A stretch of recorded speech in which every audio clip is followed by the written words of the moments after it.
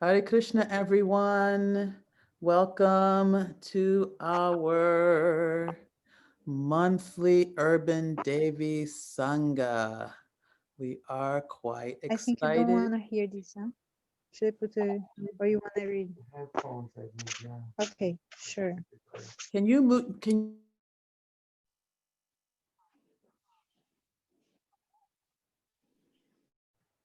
Thank you very much. So, welcome everyone. We are here at our monthly Urban Devi Sangha. And we're here with Guru Charan Padma Dasi, who's going to give us 12 tips for the urban Devi. So I'm actually quite excited about this. Some of you may know Charan Padma Dasi, who joined the Bhakti movement in 1976 in Chicago, where she engaged full-time in outreach programs. And then she's currently in London, and she came to the UK, or in the UK, not London, and she came to the UK in 1979, was part of the ladies' book distribution party in London and around the UK. And after marrying Kripamoya Das in 1982, they developed community through the Namahata outreach and something called FOLK, Friends of Lord Krishna. I like that, Friends of Lord Krishna. These programs, as well as supervising, educating, and nurturing new students who join the ashram. After having her 3 children, she became involved in children's education at Bhaktivedanta Manor and eventually became the head of the primary elementary school where she served for over 20 years. And at this time, she gained her degrees in educational management and early year education, and she's currently serving on the temple council at the manor and is on the ladies council as well, helping to support ladies programs there. So, and she's also an ombudsman mediator through ISKCON Resolve. So she's got her fingers in quite a lot of pots and has a great deal of experience. So we love her and are really eager to hear these 12 tips. So we'll take questions sort of field questions at the end of our talk, not during. So if you have questions, you can send them on the chat, preferably directly to Leela Devi Dasi, and then we'll get to them and field them in the appropriate time. So without further ado, welcome, Guru Charan Padma Dasi. Welcome, welcome, welcome. And you are muted.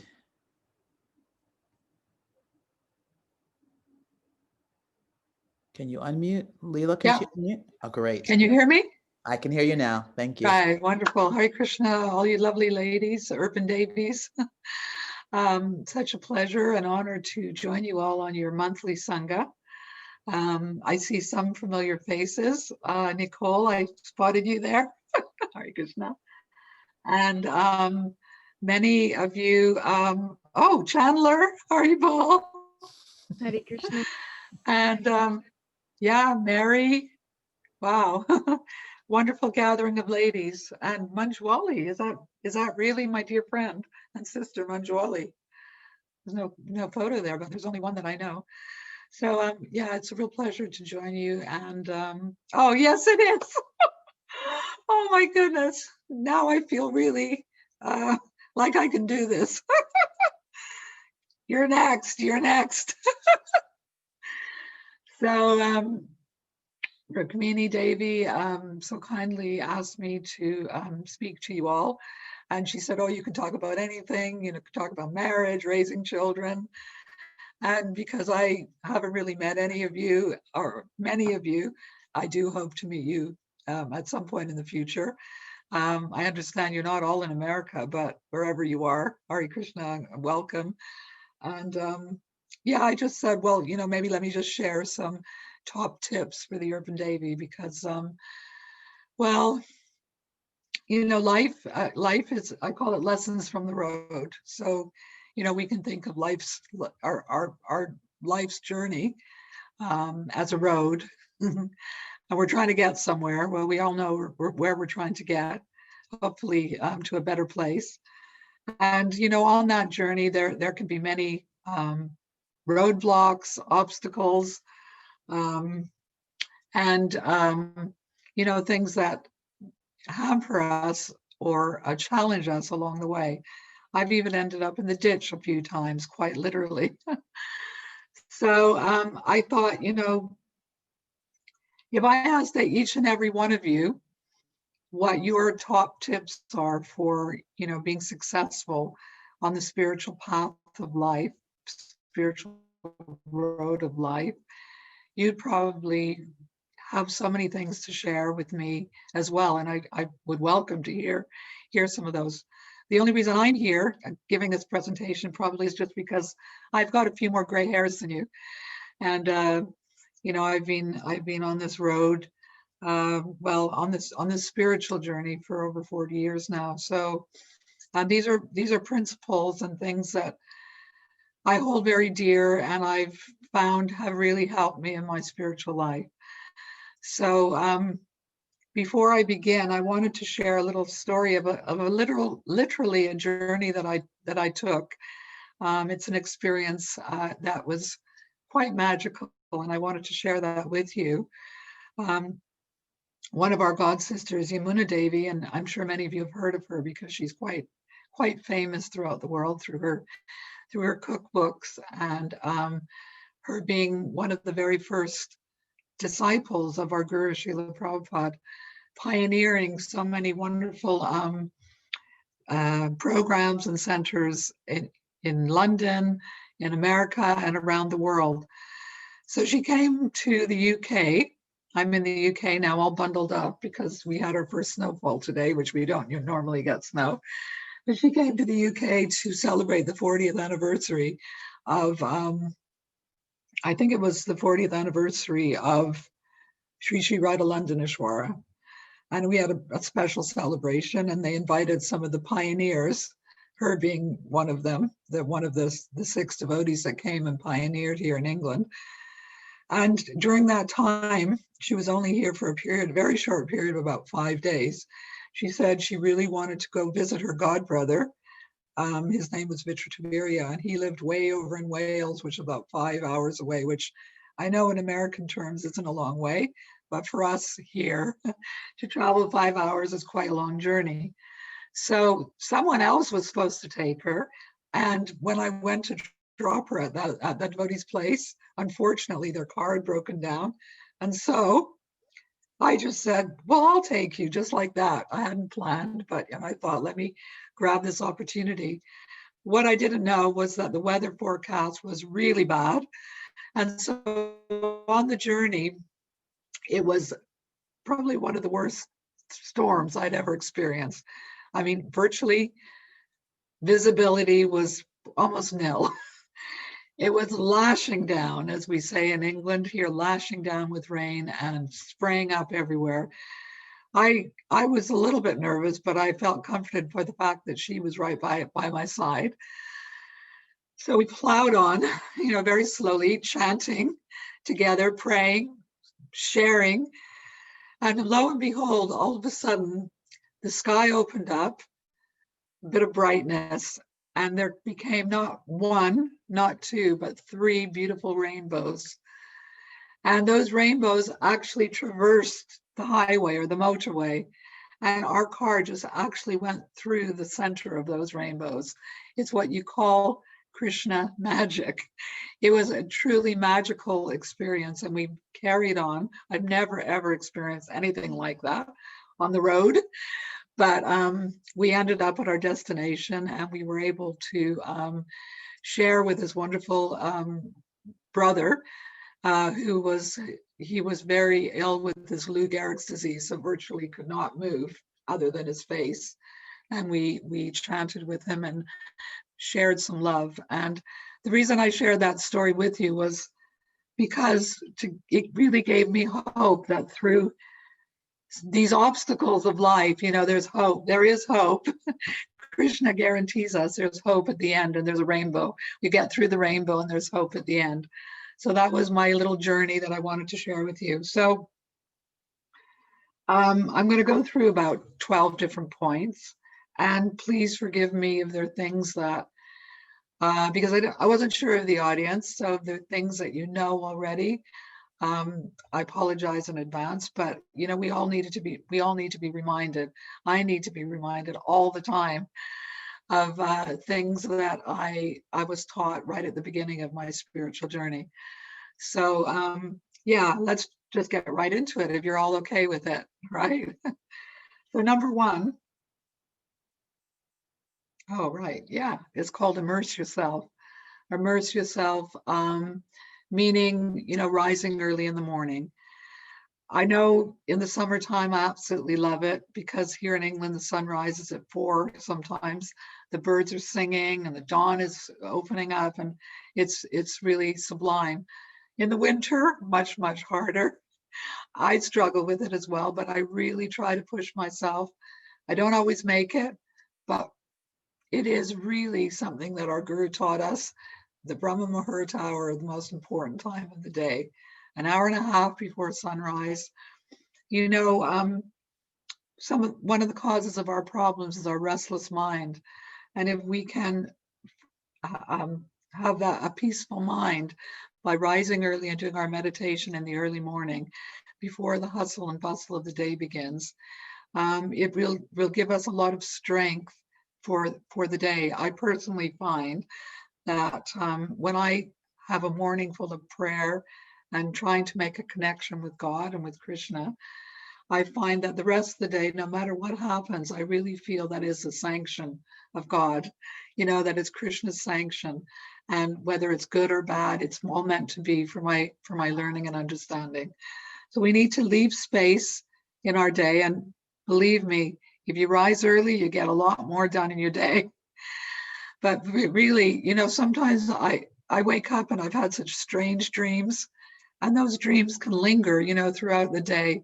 But if we start our morning with spiritual practice, that's what will carry with us throughout our day. So when I say immerse yourself, there's another point I wanted to make in that regard.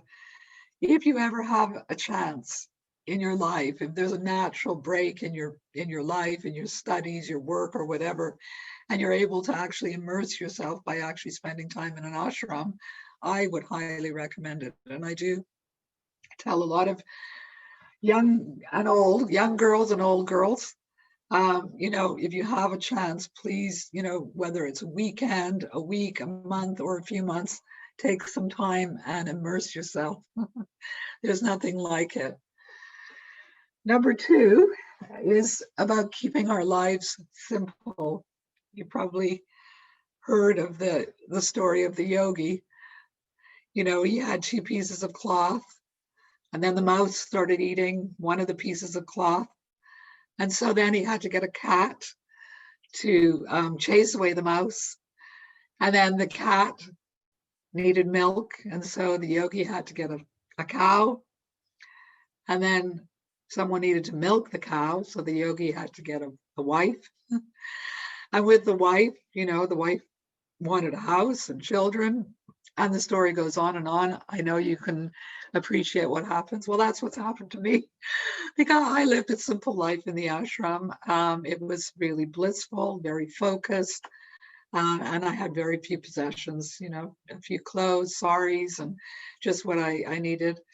And here I am living in a house just full of lots and lots of things after having 3 children and a husband and a garden.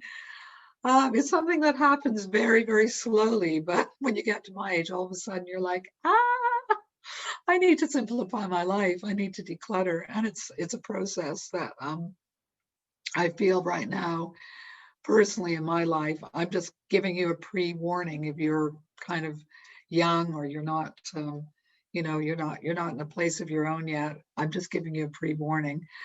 I tell a lot of young couples when they get married, don't accumulate too much, because I go to my daughter's in New Jersey, and you know, she has a garage full of stuff. I'm kind of like, let me help you to get rid of some of this stuff. It makes, you know, once we declutter our minds, and we're making our space much more conducive for spiritual life. So simple living, high thinking, that's number 2. Number 3 is called finishing all things properly and tying up loose ends. So, when we sew or knit or whatever, we make a final stitch, to make sure that things don't unravel. So it's a lesson that I've always taught my children, and I've also put into practice in my own life, that whether it be relationships or something that you're studying or any other endeavor, bring them to a graceful close. You know, don't leave in the middle and not kind of finish things properly. It doesn't mean that you need to, for instance, if it's a relationship, it may be that you need to move away or back away, but, finish things in a way that are kind of clean and neat and tied up and graceful. I say that because sometimes we need to feel like we're moving forward and achieving something in our life, and sometimes it's necessary to actually make a decision to stop something, but it's just the way we do that, and that's just something that I find is a learning experience for us in life, that we can tie things up properly and gracefully. That was number 3. Number 4 is about experiencing the joys of bhakti.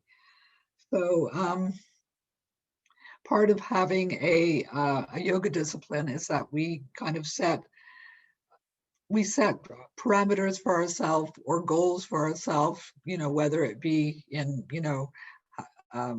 sometimes it's numerical, like how many rounds of japa meditation we do, or how many pages of a book we read, or how many breaths we take, in how many yoga asanas we do.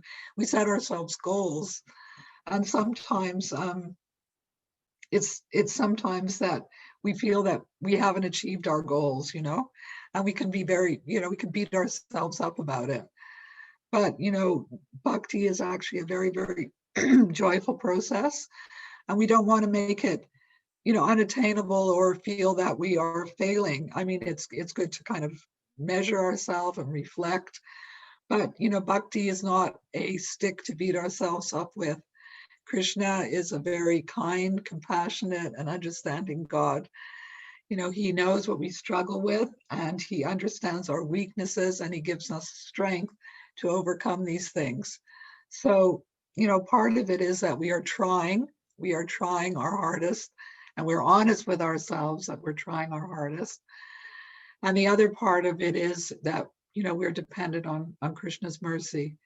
And, they say if you take one step towards Krishna, he takes 10 steps towards you. So it's not that we do have to be honest with ourselves that we're trying our hardest, because through our yoga discipline and our yoga practice, and, we are going to be making progress. But the whole point here is actually that we want to experience the joy of bhakti. And if it's too much measuring, or if we're too much, kind of beating ourselves up about not moving as fast as we want, as we expect to, then we're not going to allow that joy and that special mercy from Krishna to come in. Is that okay so far? Great. I know you're all muted, but you can give me a thumbs up. Number 5, I call wade in the water, and it's really about embracing the struggles that we talked about the obstacles on the road. And this is called Lessons on the Road. And, whoever we are, we're all we all experience struggles of various kinds. And no one struggle is greater than another, because Krishna gives us whatever struggles we need to make our progress in spiritual life. So, they say to get beautiful, fragrant sandalwood, you need to grind the sandalwood, grind it and grind it. And in order to extract sugarcane juice from the sugarcane, right, you have to boil it and boil it, or sometimes they put it through that machine. I don't know if you've seen it in India, and it squeezes the juice out. And in order to extract gold, I believe you have to heat it, or you have to have a lot of fire on it to actually, get the gold. So, through, I was sharing with some of the ladies the other day who were having some struggles in the ashram, personality, kind of things that, when pebbles rub together, they become shining gems.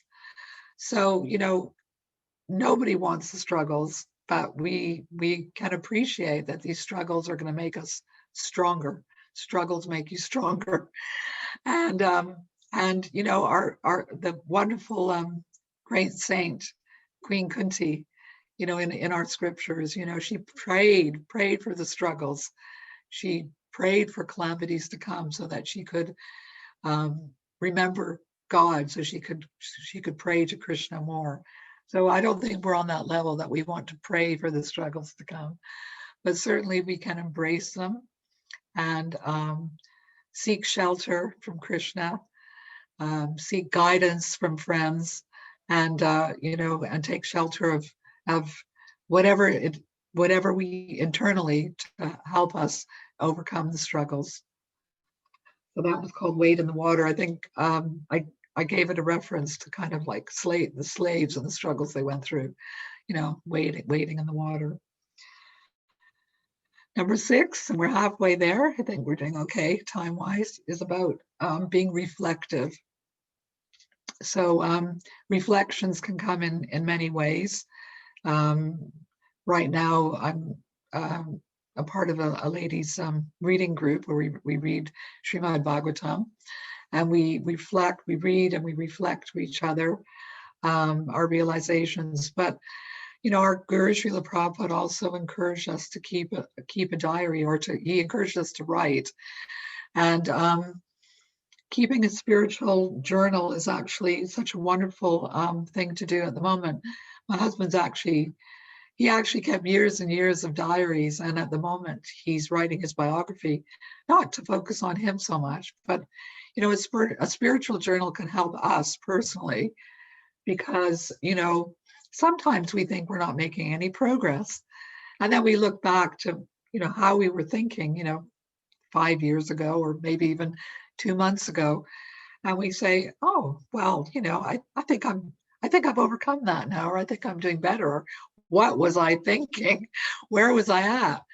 So keeping a spiritual journal is not only helpful for ourselves, but we can share our struggles and lessons so that others can benefit as well.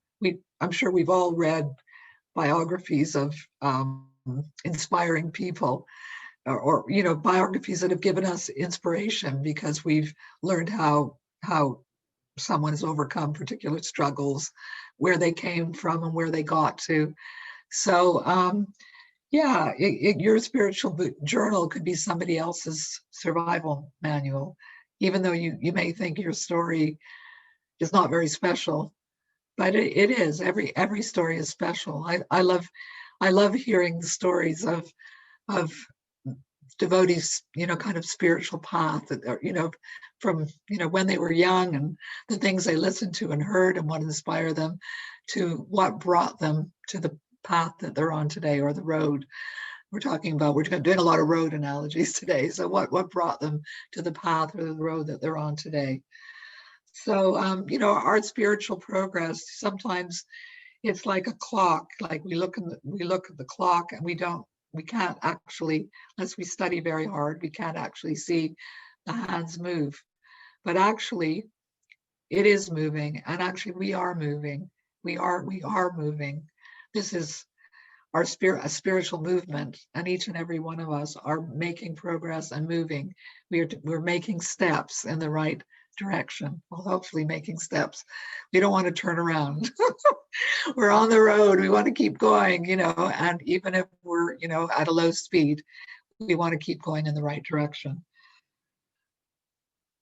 Number 7 is about prioritizing.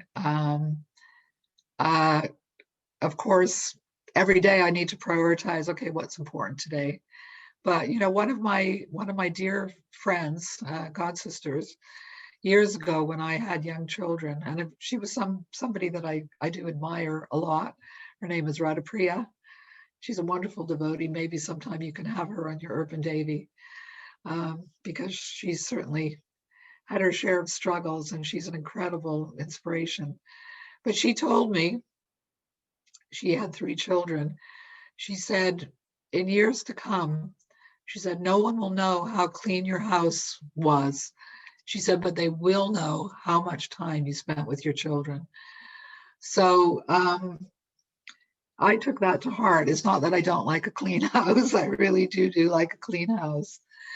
But, you know, it's about prioritizing the things and the people that matter the most, and spending that little bit of time, you know, calling somebody or bringing somebody some, you know, nice prasadam or nice food, a gift or something, or just, you know, listening to someone can make such a difference to someone's life. There's a little Jewish story that I wanted to share with you, just a short story, but there were 3 men outside this Jewish family's home, and one of them was wealth, one of them was joy, and one of them was love. So the little girl said to her father, oh, there's 3 men outside, you know, they want to come in. So, you know, shall we let them in? And the father said, oh, just let one of them in. We only have one of them in. So the father said, you should let wealth in. And the mother said, oh, no, we want to let love in. So the little girl listened to the mother, of course, and she let love in.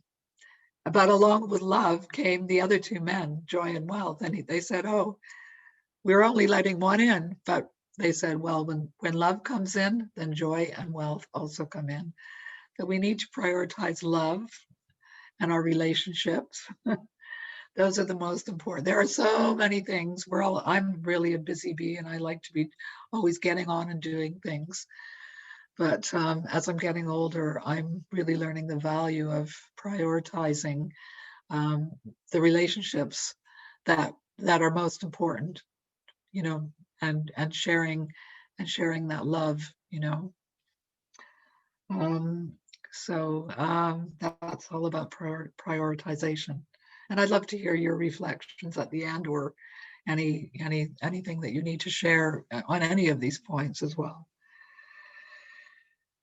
So number 8 is about taking responsibility for your choices and actions. So, you know, all too often in life, we may have altercations with other devotees or with other friends, family. I know for 2 years, my 2 sisters didn't talk. And I was like the person in the middle, always trying to be the peacemaker. But, you know, even in a spiritual community, there can be misunderstandings or, you know, personality conflicts, or so many different things that arise. And it's always easy to blame someone else, or to blame the institution, to blame the temple. But we also need to take responsibility for our own part. We always have a part to play. And we really need to go deep and reflect and apologize. I always take the humble position and apologize for whatever part. Sometimes we didn't intentionally mean to hurt someone, but they get hurt or offended by our actions. And so I never like to leave things so that they can fester and grow into nasty things or monsters. So I always like really to try and resolve things, and that's why I became involved with the ISKCON Resolve. I'm not by any means you know, an experienced mediator or, you know, conflict resolver, but I'm learning day to day, and somehow Krishna is sending my way, you know, different situations where I have opportunities to try and help devotees take responsibility and you know, resolve whatever, you know, conflicts or situations that may arise. Yeah, sometimes people make assumptions or have impressions of you, or you have impressions of other people. And, sometimes dialogue is needed, and sometimes you may need someone to help you with that dialogue, and that's okay. But it's just about taking responsibility within our lives and within our relationships that are important, because I always say, well, we're all getting older. Me and my friends, we're all kind of the older generation, and we would like to leave this world without any things that are unfinished in terms of our kind of or things that have left hanging in terms of relationships. So yeah, that's just my little personal reflection on taking responsibility for our actions. Yeah. So number 9, not that I'm putting a numerical thing, but I'm just trying to track the numbers with the time so that we don't run short. But number 9 is about being optimistic. I mean, I'm naturally an optimistic person. I feel very blessed that, somehow I have that nature that, can see the glass half full rather than half empty. But, I love to sing and I love to dance. And we all know about feeling gratitude. And we're part of a society where we can sing our hearts out and we can dance, sometimes in kirtan. I hold my arms high, and I feel like so much is coming through the vibration of the holy name, Krishna's names, and I hold my hands high like a funnel. I feel like it's all coming down from the mercy, all coming down into my heart, and then from my heart, I like to send it back on up, to those that I feel really need it, whether they're aware or unaware. But I hope somehow the magic of the holy name, that sound vibration, will touch other people's hearts. So, allowing yourself to find joy and creativity, finding your voice. And I've kind of lost my voice, but I'm trying to find my voice and share whatever whatever knowledge I've been given by my guru, and share whatever realizations I can. I try to have positive realizations and faith, really, that whatever I don't have, Krishna will compensate for. There's that wonderful verse, Mukam karoti bhattalam pangam langayate girim yat kripatamaham vande Shri Guru Dinatarinam, that by the mercy and grace of the Guru, a blind man can see stars in the sky, a lame man can climb mountains, and a deaf man, or a dumb man, can speak eloquent poetry. So I very much rely on that, having the faith that Krishna is, and I'm optimistic about that. I feel optimistic that, when Krishna says, do not worry, he's that I shouldn't worry, that I should be assured that, by taking up this our spiritual practice, our lives will come to will be perfect. Praying always to be an instrument in God's service and Krishna's service. So that's kind of the optimism. We came across the other day, we were reading in Yamuna Devi's beautiful book, A Life of Devotion, Unalloyed. If you haven't read it, you must read it. But she was sharing with some young devotees. They were asking her about pioneering when they first came to the UK, to London, and they met the Beatles, and through that, Govindam song became popular, the Hare Krishna mantra. And she said this beautiful thing. I'm going to read it to you now. She said to these girls, so this is something I want you to catch, that ray, that moonbeam of Krishna magic that allows you to do things you never thought you could do. I just thought that was such a beautiful analogy, that moonbeam of Krishna magic. And I already shared with you the magic of the rainbows on the road. So you must read the book and get to know Yamuna Devi, because that was her life. You know, it was, I mean, praying deeply to be an instrument in God's service and feeling like she was a puppet. She said, we just felt, you know, it was just coming from above. So being optimistic that through prayer and faith, these things will come. Krishna will compensate. Which leads wonderfully into my next point, number 10, which is about the power of prayer. And seeing as my dear sister, I don't know if she's, yes, Manjwali is here. She shared this the other day when we had our wonderful reading group. And I thought, yes, that's just so wonderful, such a wonderful expression, because she always talks about the power of prayer and how deeply prayer is such a deep practice in her life.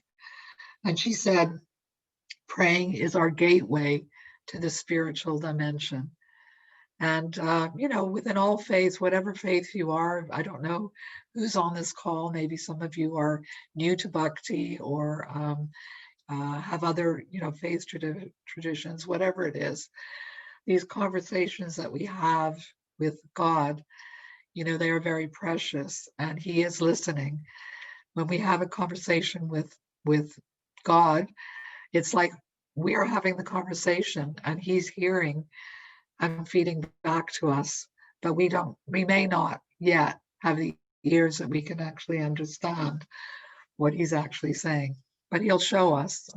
And hopefully one day we'll be able to hear that. So sometimes we may not know how to help someone.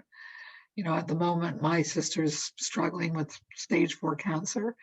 I tell her every day, you know, I'm praying for you because I'm here, she's in Canada. I don't know what else I can do for her other than be there for her, you know, to speak to her every day. But I do pray for her every day that somehow her journey, you know, her journey within this life, that she'll be able to, the devotion within her will, you know, it will awaken, and that that she'll be able to, you know, be open to a spiritual perspectives and understanding about life's journey and the passage of death.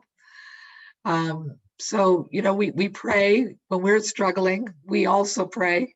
We can pray for others, but don't ever think that it's insignificant, because prayer is very, very deep. And if we don't know how to pray, I mean, prayer, as I said, is a conversation. So whatever is coming from your heart. But, you know, one thing that I have done is,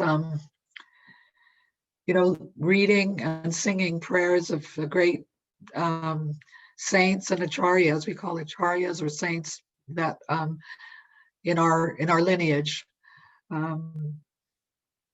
With Yamuna Devi, 1 year in India, in Mayapur, we were going through the prayers of Srila Bhaktivinoda Thakur, who is one of the gurus in our line of lineage, in our Bhakti tradition. And these amazing prayers. I mean, I knew some of them, but there are hundreds of songs that he's written, not only in glorification of God, but also through prayer and through appreciating other faiths and cultures. Like, I was like, oh my goodness, I couldn't believe the depth and the humility in these prayers. So we can also learn so much by, I have on on my fridge in my kitchen, I have the prayers of St. Francis of Assisi. So whoever inspires you, you know, read and listen and learn from their prayers. There was one of our friends, before he joined the Krishna community. He was a Buddhist monk. He spent many years, 18 months, I believe, in a monastery in Tibet, or I can't remember, Nepal. But he came back to England after some time, and he was feeling a little unsatisfied. And one night he looked up at the stars in the sky, and he said, "Dear God, you know I don't believe in you. You know I don't believe in you, but if you do exist, I need some help." And he actually prayed very earnestly, even though he was an impersonalist. He didn't really believe in God. And the next day, he met the devotees of Krishna on the street, and the rest is history. So that was Krishna answering his prayers. And I'm sure you can all share how you believe God has answered your prayers in many ways. Not always in the ways we want, or but he will answer your prayers. So we're getting to the final two of my top tips for you urban Davies. I'm not so much an urban Davie, I'm more of a rural Davie now. I was telling Brajarani that she was saying, oh, they go all over New York, you know, with a chanting party. And I said, well, here it's every town and village. So England's full of lots of villages, and just like in Lord Chaitanya's time in Bengal, many small villages. So yeah, lots of rural villages. So number 11 is about having courage. I've got many personal examples in my life where I didn't have the courage and I lost opportunities, and also examples where I learned to actually have courage and take opportunities when they come and not be afraid. You know what they say, feel the fear and do it anyways.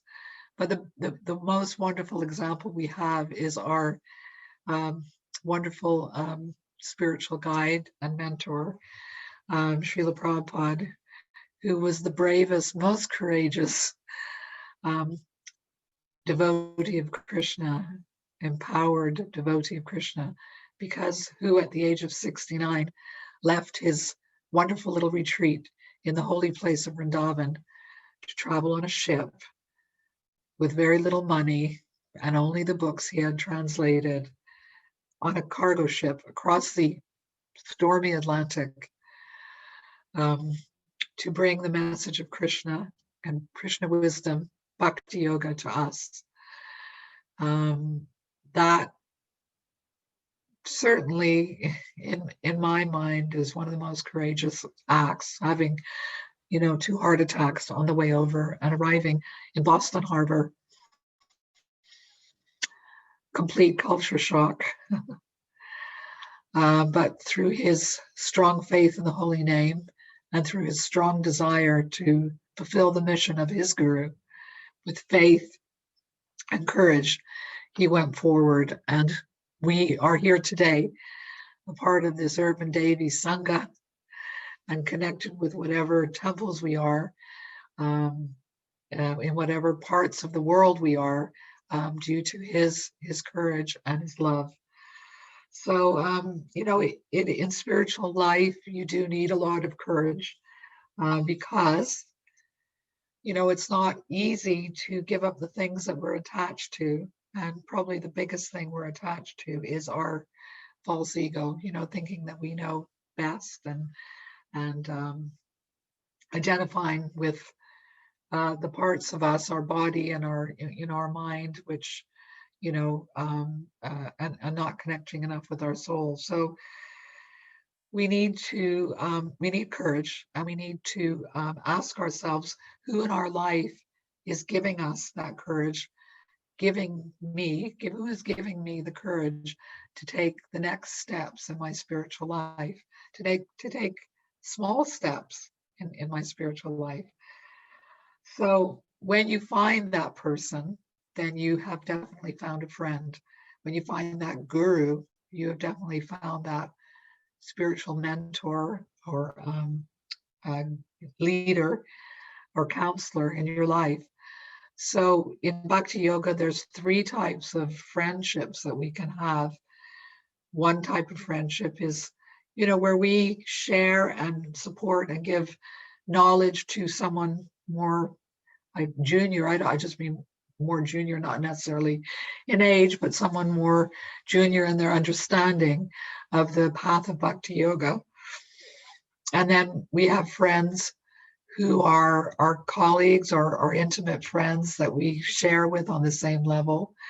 And then we have those senior friends, counselors, teachers, or mentors in our lives who actually help us to get over our fear and take those little steps.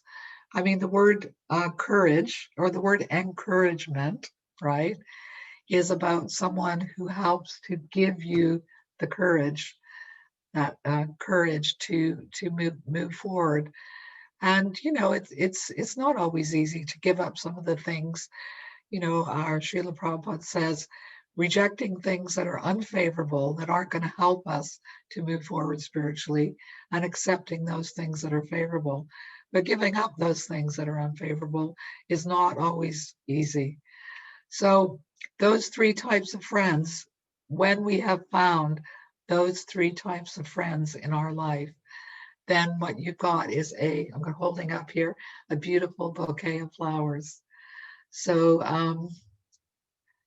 try to seek out those friendships on all levels. And as I said before, when we talked about being an instrument and having faith in being, just praying hard, having faith and courage, they all go together. They're all part of the same kind of tapestry. Actually, that's a beautiful analogy, actually, that tapestry, because it's a wonderful analogy of when a mother is sewing a tapestry, she can see the pattern on the, I don't know if any of you like to make tapestries, but when you have a tapestry, you can kind of see what you need to do. But if you look from underneath, so a child looking from underneath can only see loose threads and things and cannot see. So we're like children. We don't know what Krishna can see. God can see the tapestry of our life and, how we are meant to progress. And those who are more advanced or further on the path than us in spiritual life, they can also see how we need to move and what steps we need to take to make progress, even though it might be just a jungle of threads to us and we don't know, not sure where to go next or what to do and all these decisions we need to make. So try to learn the truth, Krishna says, by approaching a spiritual master. If not a spiritual master, just a spiritual mentor, but someone who inspires you and can help you to take those small steps or big steps that you need to do in spiritual life. So lastly, what I would like to share with you is we've come to the point number 12 of our lessons on the road. And this one I call Sweet Sisterhood. And you got it. I mean, this is what you've got here on Urban Devi is sweet sisterhood. We've all heard that, men are from Mars, women are from Venus, and all that kind of thing. So, sometimes whatever, if we're married or we have a partner or in a community or wherever it is, we may not be understood.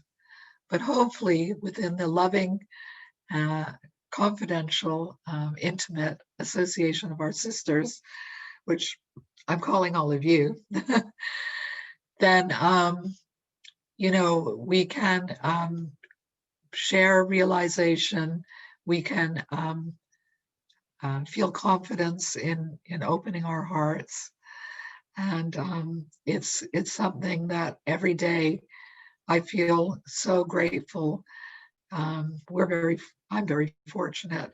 Well, I feel very fortunate, but here in England, many of us have been serving together through thick and thin, and there's been a lot of thick, a lot of incredible experiences, some of them very challenging, that we've shared and been through together.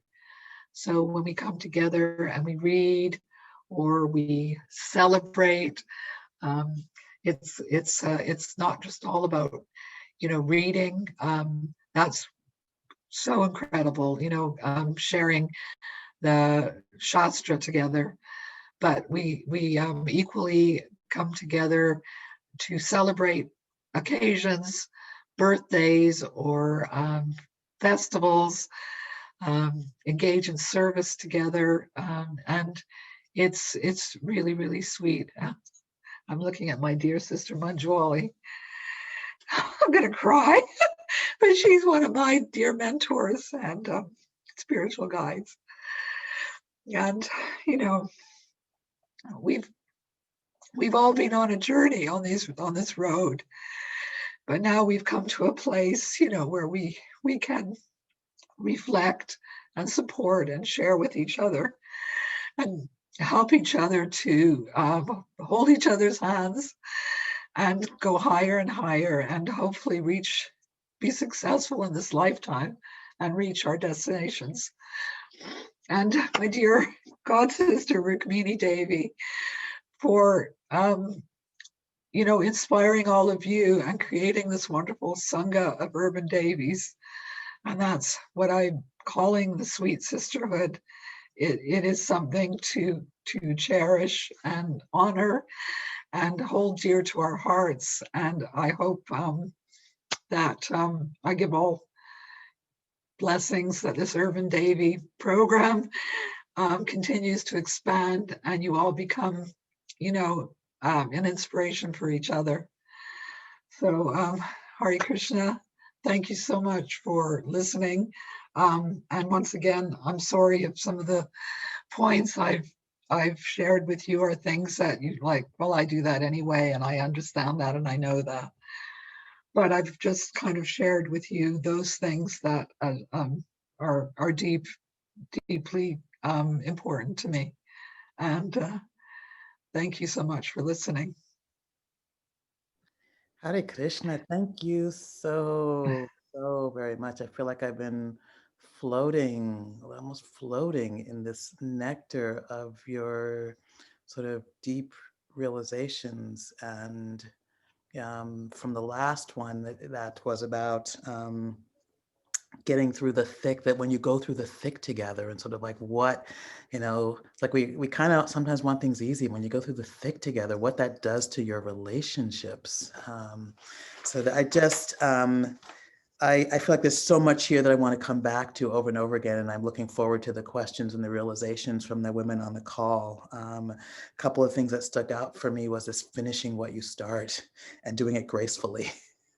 Not just finishing it, but doing it. And that's just slamming the door on it, but finding a graceful way to do that. And sometimes we want to run, but it's important to be graceful. Experiencing the joys of bhakti. And not beating yourself up around your goals. We end up with these goals and we set it up here, and it's really easy to be like, I didn't do this, and I didn't do that, and I didn't do this, and like, what? That's not what Srila Prabhupada came to give us. And then wading in the water. Mm-hmm. These struggles help us to progress in our spiritual life, and so we have to wade through it, and understand that these pebbles become shining gems when they work together, and that we have faith. He's a benevolent Lord, and he wants our best.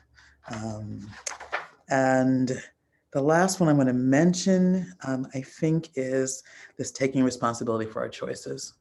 Even when, I've been thinking about this a lot, even when I think I'm right, but the outcome is that it has hurt someone or offended someone, etc. How do I take responsibility for, for that, whatever that is that I did, my piece in that ended up in that outcome.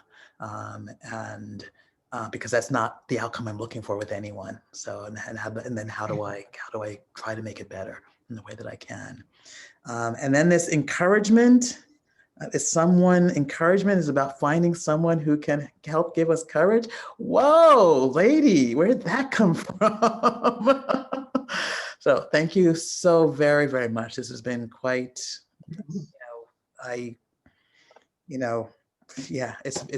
beautiful. And I feel like I'm going to come back to it, over and over again to just keep myself thinking and being on track, because there's so much here. So not repetitive in any kind of way. That's, you repeat things, but you go deeper and deeper and deeper into them. When you come back to them, you get deeper realization. So thank you very much for that. And now I'm going to stop talking and turn this over to our dear Leela Devi Dasi, who will help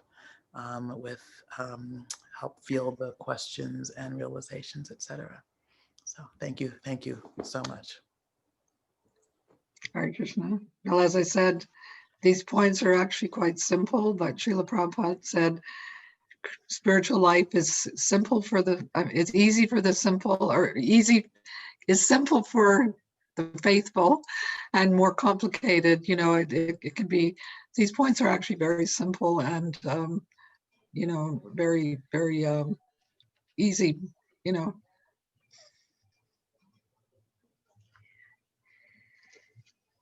Thank you so much. There was such wonderful gems of wisdom to probably couldn't even make a little index card of all of them and just read them over and over as we need them. So grateful to have heard all of these things. So there are some questions. I'll try to get to all of them, I promise. So I think this one was in relationship to number 5 about embracing the struggle.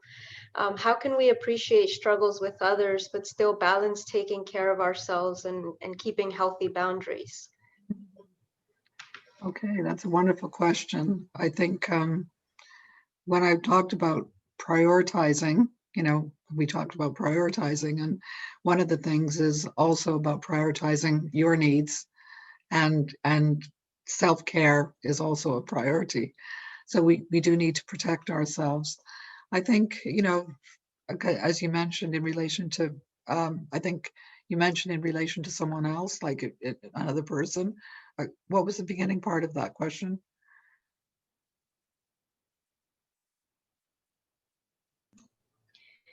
It was, how can we appreciate struggles with others, but still balance taking care of ourselves?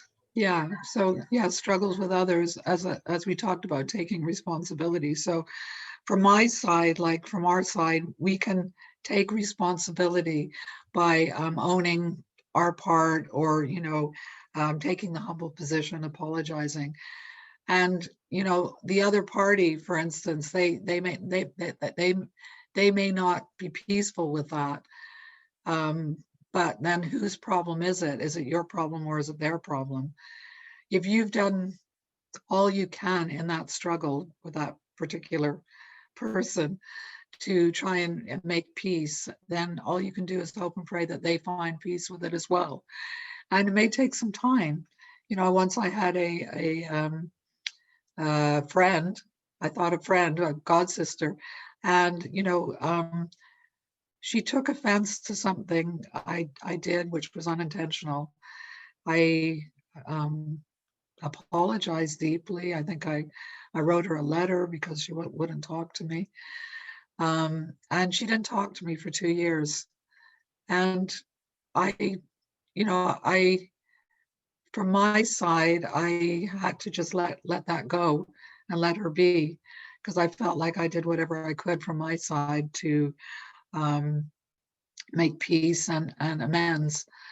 And, after some time, she, after 2 years it took, you have to have a lot of patience sometimes in relationships. Sometimes it requires a lot of patience. In spiritual life, you need a lot of patience, that's for sure.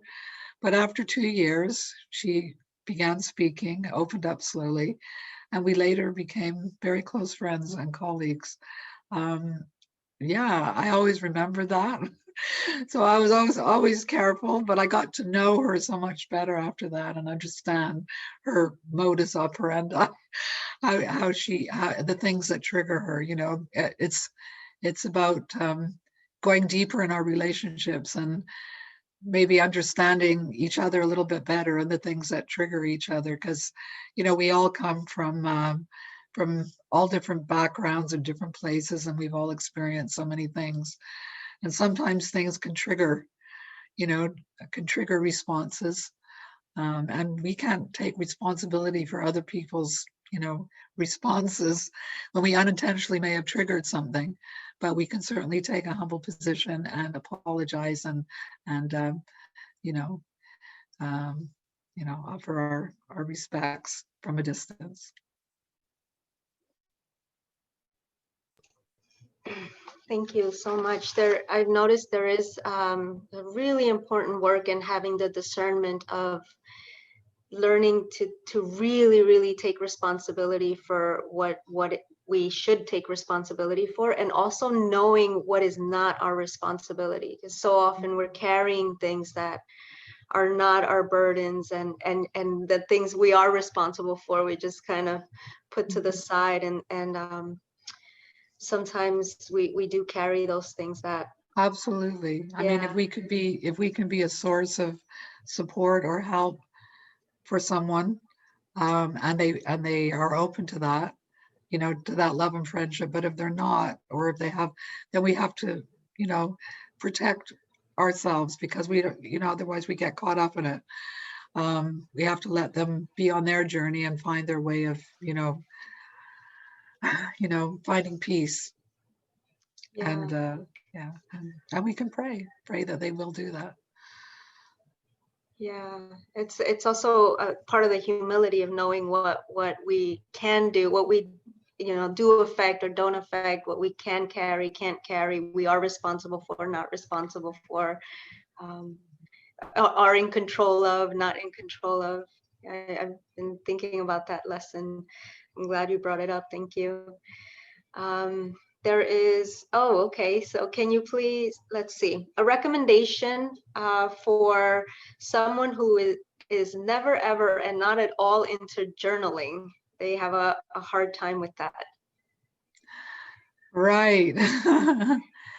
Well, if you're not into journaling, I guess you may be into recording. You can record your realizations. If you're an artist, you can do it through art and doodles. But yeah, it's not, I guess not everybody's into writing, but I guess you can share it. You can share with someone, and then they can remind you in years come by, oh, this came up for you a few years back, and you could, but now look, you're doing so well. So yeah, I mean, writing, it's not so, even 1 or 2 lines, it's really not that difficult. It could just be 1 or 2 lines of something that inspired you or something you struggled with. It doesn't have to be a journal or an essay or anything like that. But I know when I read things from 30 years ago that I wrote, it doesn't even sound like me. Like, you think, was that me? Like, sorry, talk about changing bodies, but hopefully evolving minds and progressing souls.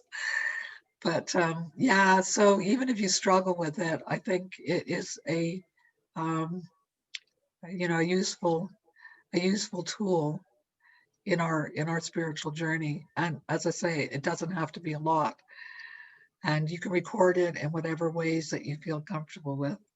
Photos is one thing, but you may not get the deep kind of emotional and spiritual kind of charting that way. I like that of sharing it with someone, and then they can at some point later on can reflect it back to you like a living journal. And I mean, my husband's doing this, he's reading things to me, and I'm like, I don't remember that. I mean, believe me, I'm a lot older than many of you, except for a few like Rukmini Devi and Manjuali. But your memory, God, it's, you know, people ask me about, you know, things from many years ago, and it's, you remember certain things, but so much of it goes. So yeah, you know, you may not think it's important, but you know, somebody else reading it later on, it could be, you know, children or friends or family, will be very moved or inspired by what your thoughts were and where your heart was, Yeah. and gain And inspiration from it. yeah, I never knew that. Yeah. you mentioned about what it could be someone else's survival manual, you called it, which is, you know, what often other people's journeys are to us. I I have Absolutely. I have seen these little like one line a day books, almost like in it, like a tiny thing like this for 5 years, and literally you just distill your one day to one Yeah, line. I had one of those as well. Yeah. Those may be And so useful. you can see on one page, right? Yeah, Yeah. 5 years all in one. Yeah, Yeah.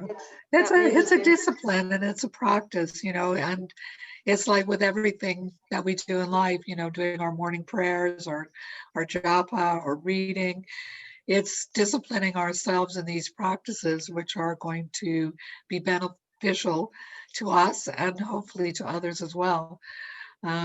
We've all got, we all have something to share um, with the world, with others, with close friends, and many others perhaps.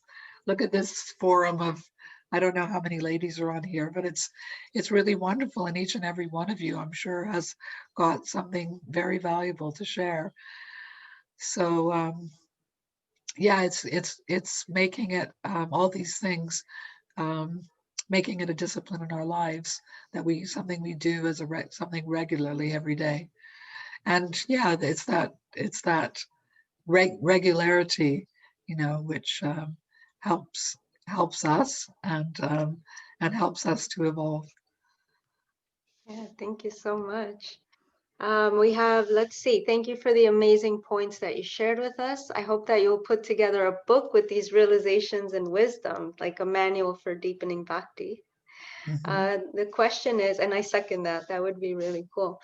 Can you give some insight on comparison and or jealousy and how to purify that from our hearts? Mm-hmm. Well,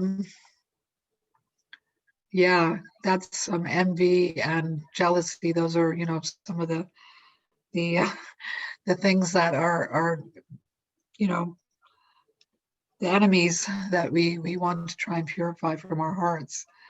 So lately I've been, you know, because I feel like in this lockdown, um, I'm not able to do too much, you know, for others. Like I'm taking some time out for self-care.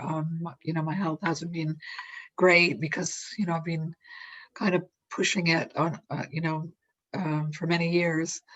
But then I see others doing so much, and I I'm trying to not feel jealous. I mean, I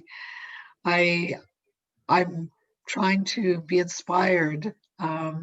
Totally, I am actually totally inspired by all they're doing. But I'm also, you know, that's why I think I mentioned in there being inspired and not comparing yourself um, to others.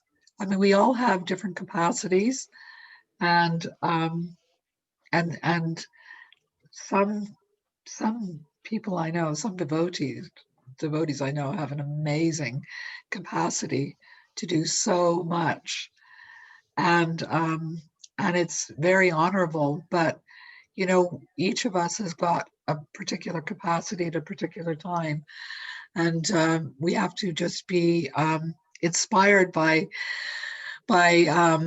their situation, where they're at and what they're doing, but understand that, you know, where we're at is where we're at, and you know, if their actions and their situation inspires us, wonderful. If we're jealous, then then we have to kind of go deep inside and actually wonder what, really look at what's triggering those emotions. But yeah, I've just been reflecting a lot about that, about just being peaceful with, or with whatever we're able to do.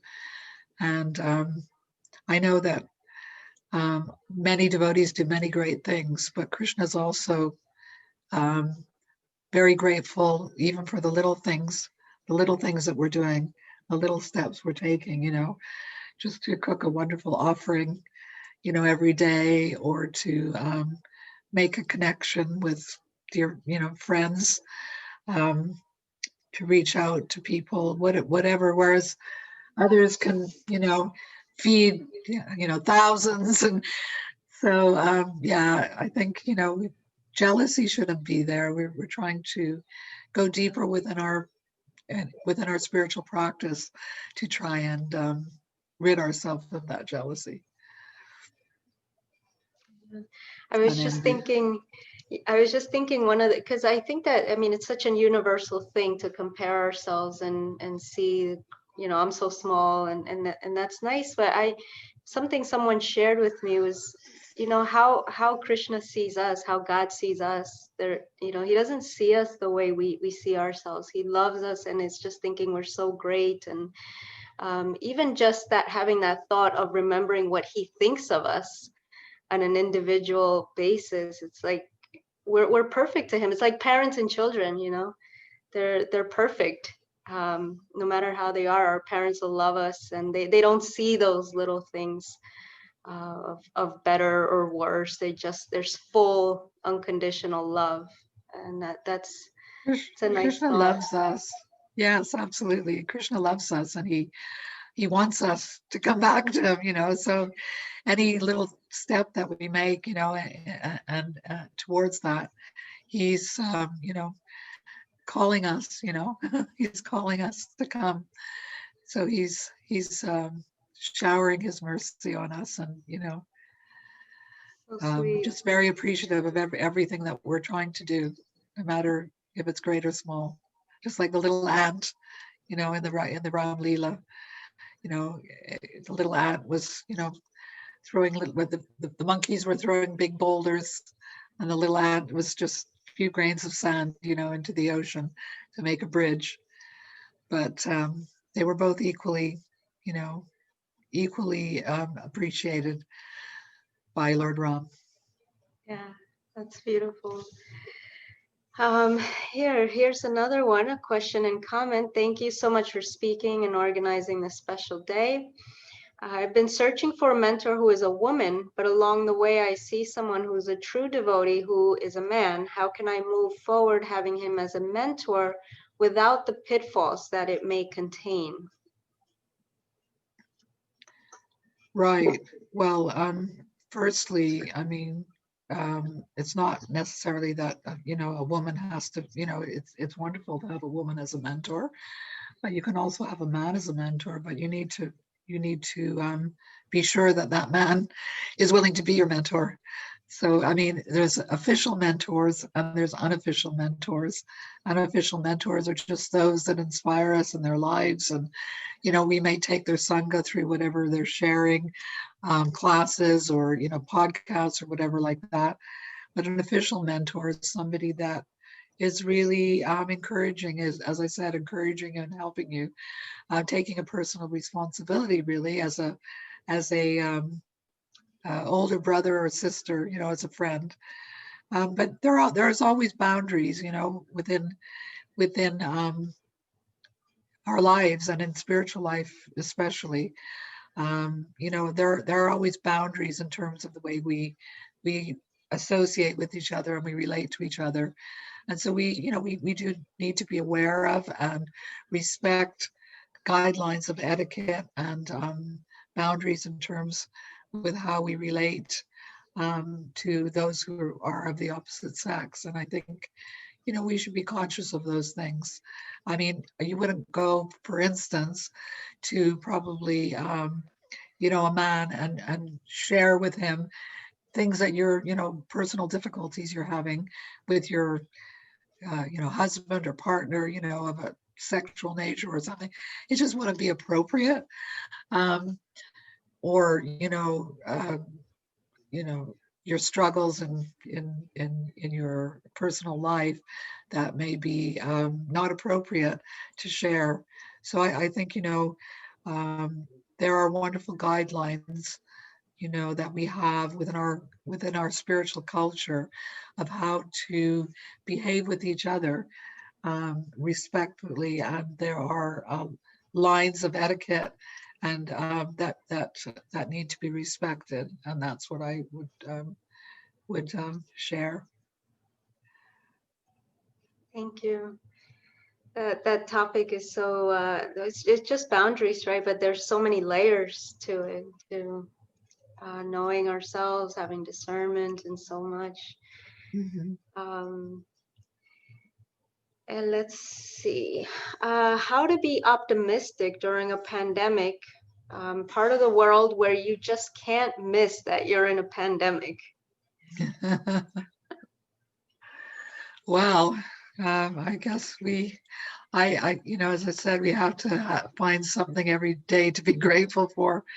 I mean, personally, at the moment, I'm just grateful every day. I go out for a walk and breathe the air, and out of there's some sunlight. I'm like a lemur. I'm like trying to soak it up to get my vitamin D. But yeah, I mean, I found so many things. I mean, so many deep connections actually, which you wouldn't expect, but through these the power of the internet, somehow or other, as I said, it's bringing our world together.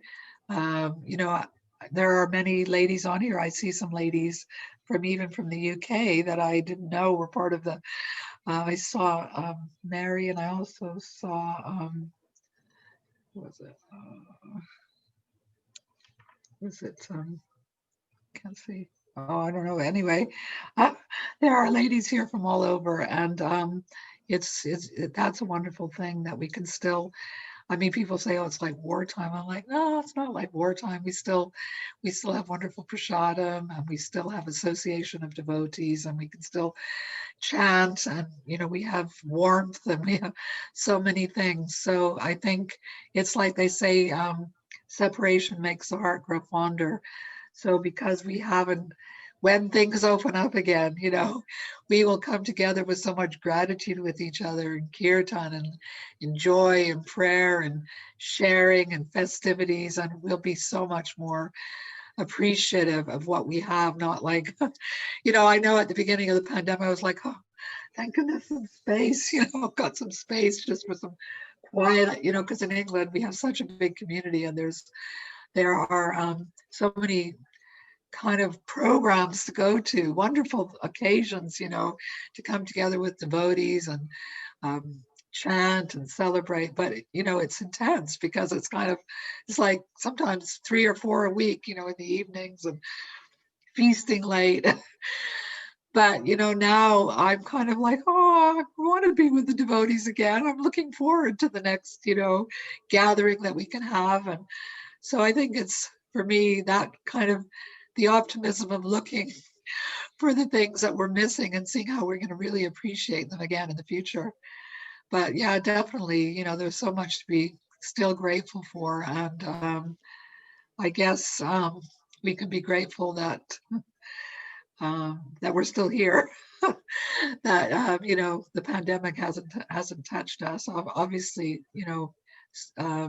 be very, feel for those who have lost loved ones during this time. But yeah, it's Kali Yuga. So, I mean, this is a challenge that's come upon us, this disease, and we're fighting through it. So, yeah, the whole world's in it together. And I guess we can hopefully be optimistic. Well, I am hoping and praying and being optimistic that people will be much more open to higher values, both during this pandemic and at the end of it, that there, this message that our Guru Srila Prabhupada has brought to us, which is very relevant to us today, And as it was when Srila Prabhupada translated the books, there's things in there we're thinking, oh my gosh, it's all there. And this wealth of knowledge, we're just hoping and praying that people will be much more open, because we are so fortunate that we have something to support us, and help us, spiritually. But so many people don't have anything else, to hang on to. So they're really, really struggling. And, we hope and pray that with optimism, their hearts will open and they'll be more receptive to opening their hearts to on their spiritual journeys.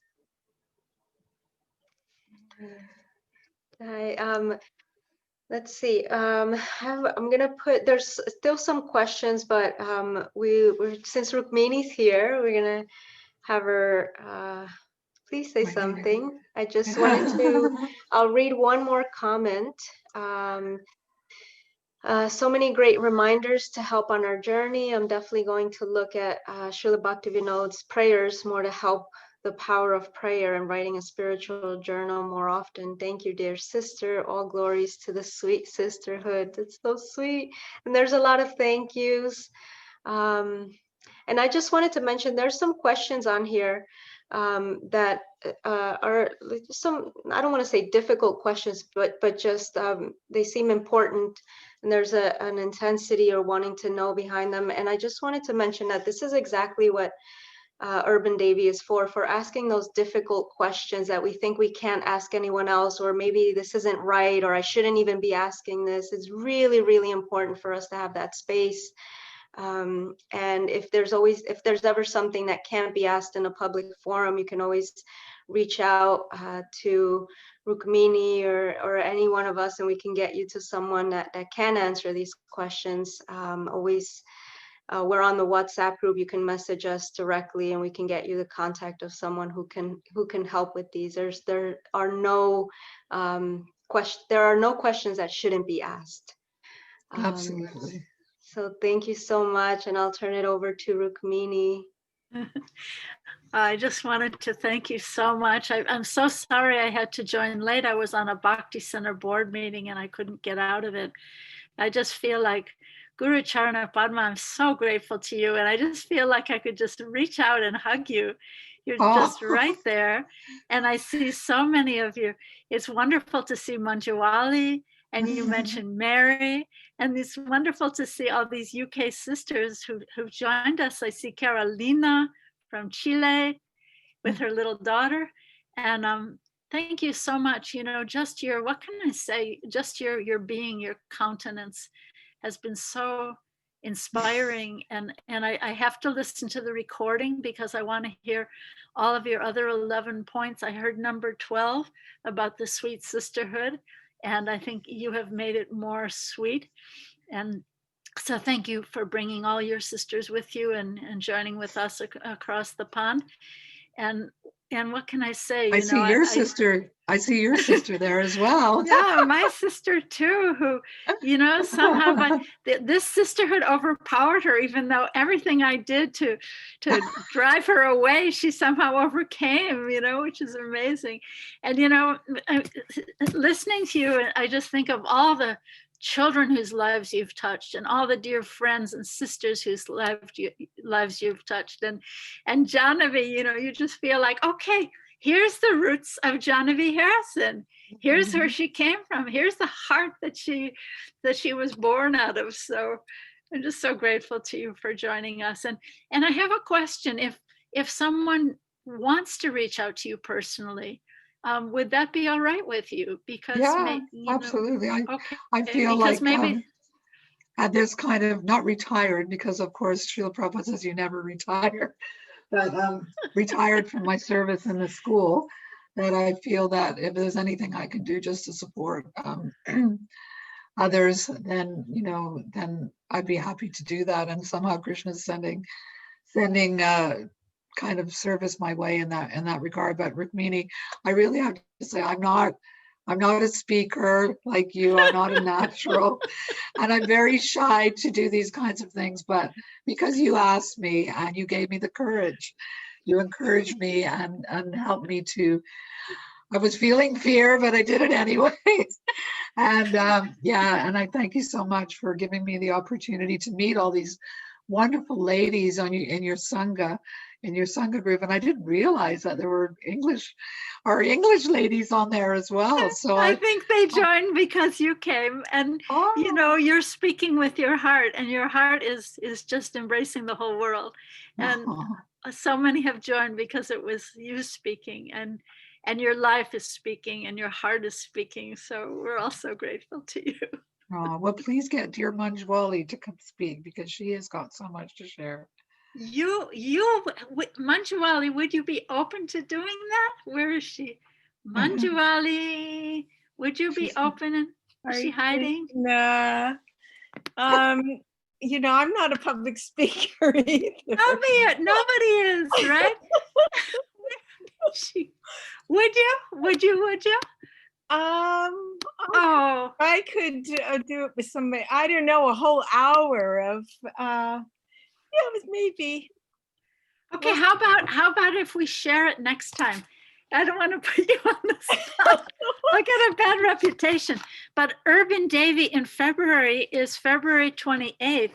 And I was just going to let people ask some questions, but would you share that time with me? We could do it together. Oh, I'd love to. Oh, that would be so fun. Okay, everybody. The wonderful Manjuwali We can share. We'll share it, and we'll talk back and forth, and and that will be wonderful. So everybody, please put that on your calendar. U.S. East Coast time, 2 p.m. Sunday, February 28th. And my dear Manjuwali, our kids used to be in the bathtub together in Los Angeles. When my husband took sannyas, I went to LA to live with, and I stayed with Rukmini for about 9 months, didn't I? 1980.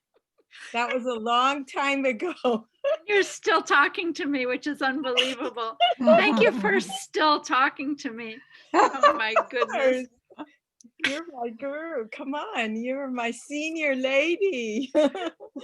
That's why I can't say no, but we can share a little, just like Guru did so beautifully today, just sharing, you know, if you've been doing it for 50 years, you have a few things that just, you know, and also I really feel that it's stewarding Srila Prabhupada's story and the legacy that Srila Prabhupada, whenever Srila Prabhupada spoke to us, and he would always say, now share with others, now teach others.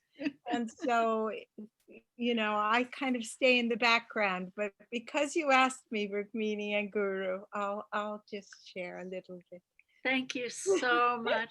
That just goes to show that Krishna is so kind and his devotees are so kind. And so let's just keep this as our motto, that this sweet sisterhood of wonderful Vaishnavis is so kind. And I look forward to that, and we'll compare notes a little ahead of time, and we can plan some sweetness out. Some sweetness. I'll be there on that one listening. I'll be taking it in. You bring all your UK sisters. I think Vishaka's here too. I think I saw Vishaka. She was, yeah, I saw her on here for a bit as well. Maybe she had to run and take care of the and Jude, I don't know if she's still here. Jude McLaughlin from up north, Liverpool. She was on. And Tapana was here. And Tapana, I saw Tapana too. Wonderful. Yeah. Thank you all so much. Quiet. Thank you. You've made the vast ocean just a tiny footprint of a calf by joining us today. So thank you so much. Thank Love you for the so much. opportunity. Thank you. I think Leela has some announcements for all of us. Right, Leela? I think that you just gave the announcements, February 28th. Rukmini and Manjali will be speaking. That sounds amazing. I am looking forward to it. And I definitely get the sense of this sweet sisterhood. It's such a beautiful feeling that so welcome these days. Thank you so much. There are two things. I think there's still a question about how to get in touch with Guru Charan. Oh, if I send you my email, Then we can put it into the WhatsApp group. yeah, that's okay. And the other thing is that I've put the link to our WhatsApp group. So if you want to join the WhatsApp group to keep up to speed on what's going on in the Urban Devi community, you can just click on that and that will automatically just pop you into the group. So thank you all so very, very much for beautiful. I hope you all can see the three of them like I can see the three of them.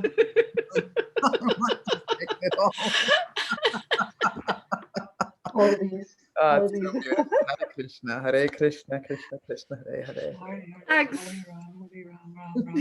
Jai, glory to Prabhupada. Haribol, Haribol. Haribo, love all of you so much. Thank you all for Haribol, being love you here. too. Hari Haribol, Haribo, thank you. Haribo.